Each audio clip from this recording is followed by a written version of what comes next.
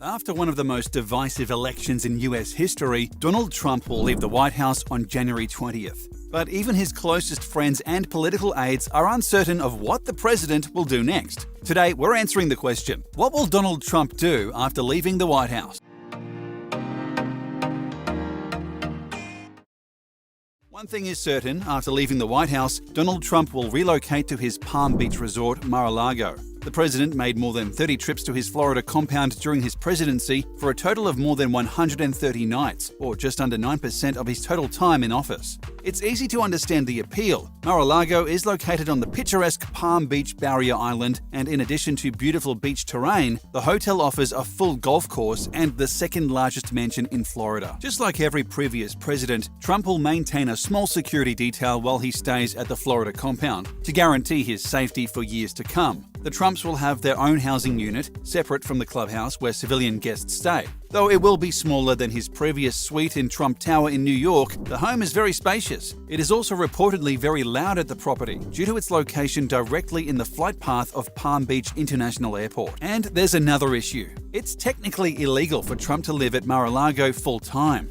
In 1993, Trump was in financial trouble and was forced to change the legal status of his property. While negotiating with his bankers, he promised to divide Mar-a-Lago into smaller properties, alarming Palm Beach residents, so the city council rejected his plan to do so. Trump instead turned the estate into a private club in 1995, fighting off what he considered to be excessive restrictions.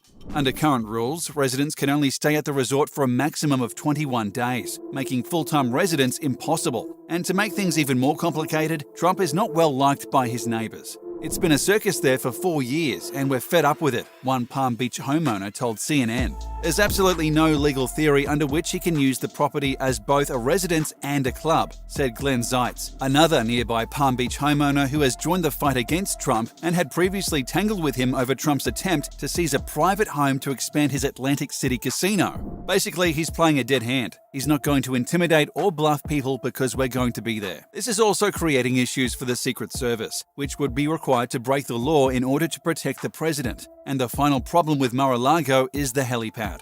Palm Beach residents begrudgingly allowed its construction after Trump's election on the condition that it only be used for presidential business and that it will be removed after he leaves office. Trump's personal helicopter has been recorded taking off from the helipad many times, and he shows no signs of giving up the airspace. Trump will likely find a way to stay at Mar-a-Lago, but how exactly will he spend his time? Will he go back to his career as a real estate developer, continue to pursue politics, or something different altogether? Most presidents treat their post-presidential lives as a semi-retirement. Many write books, take speaking engagements, and support charitable causes. But Donald Trump is unlikely to follow this model. Donald Trump has broken many norms as president, says Tim Culkins, professor of marketing at Northwestern University's Kellogg School of Management. There's no reason to think that Donald Trump will act like any former president that we've ever seen. Trump has been extremely vocal about his disappointment with the results of the election. He has even threatened to run again in 2024. There's only one other president in history who managed to serve 2 non-consecutive terms. Grover Cleveland was the executive in 1885 and then again in 1893. I would absolutely put him on the short list of people who are likely to run in 2024, former Chief of Staff Mick Mulvaney recently said. Despite losing both the popular vote and the Electoral College, Trump has an extremely loyal base who would likely support him again in 4 years. There are even rumors that Trump's eldest son, Don Jr., may run for president. But many people believe that these are empty boasts. Trump stands to make much more money through lucrative book deals and speaking engagements. The president can easily pack tens of thousands of people into a stadium for his campaign rallies. Some speculate that Trump will turn these into paid, ticketed events and raise millions of dollars in the course of a few years. In fact, Trump is already pocketing millions as he raises money through the Save America PAC. The Political Action Committee was purportedly set up to fundraise for Republican candidates in the upcoming Georgia runoff election. However, Politico reported that Trump is diverting 75% of the funds to his own personal fund, giving the remaining 25% to the Republican National Committee, meaning that none of the funds directly support the Republican candidates. Leadership PACs can be used to effectively keep your campaign staff on the payroll, keep them in your orbit, pay for travel, pay for rallies, even for polling, said Brendan Fisher, the director of the Federal Reform Program at the Campaign Legal Center, which supports greater regulation of these entities. Trump could potentially use his new leadership pack to not only preserve his influence within the Republican Party after he leaves the White House, but also to potentially benefit him and his family financially. And Trump may need these resources to cover the legal problems he is facing. Another possible outcome for the next 4 years is that Trump will be overwhelmed dealing with the dozens of lawsuits against him and the Trump Organization. Several stem from Manhattan District Attorney Cyrus Vance, who is investigating Trump's alleged use of hush money to 2 women who claimed they had affairs with Trump. He also faces 2 separate sexual assault cases and a lawsuit from his own niece, alleging fraud and conspiracy. And this is in addition to numerous lawsuits surrounding his businesses and now defunct charity. The most pressing lawsuit stems from the Southern District of New York. It comes from the federal prosecution against Michael Cohen, Trump's one-time personal attorney and fixer.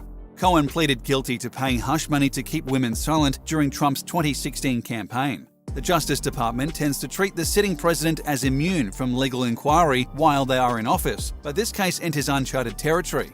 It is unclear if Trump will be legally vulnerable once he leaves office. He has even suggested that he would attempt to preemptively pardon himself before he steps down in January. But if Trump decides to forego politics entirely, he could always return to his business empire. The New York Times reports that Trump has more than $400 million worth of loans coming due in the next year, meaning that he will need a focused business plan to pay them back. To make things worse, many of Trump's businesses are in the tourism industry, which has been badly hit during the pandemic.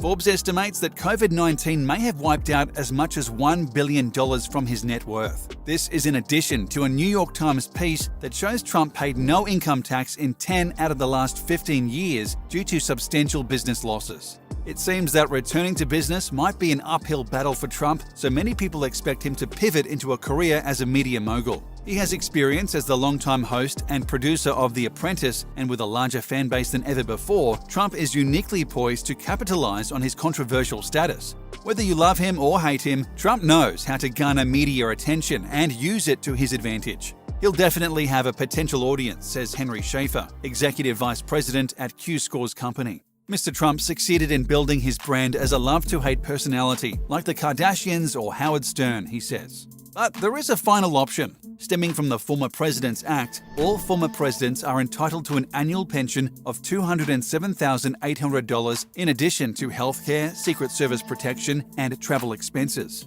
Donald Trump is 74 years old, and he could choose to retire after a stressful tenure in the White House. Despite his age, few people expect him to take this route.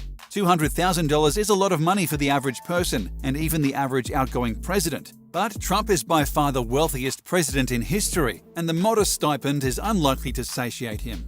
Most experts believe that Trump's #1 priority post-presidency will be to avoid indictment. If he can do this effectively, there are numerous other avenues he can take. Per usual, no one really knows the answers to these questions but Trump himself. Be sure to hit the subscribe button to learn more about politics, science, business, and more.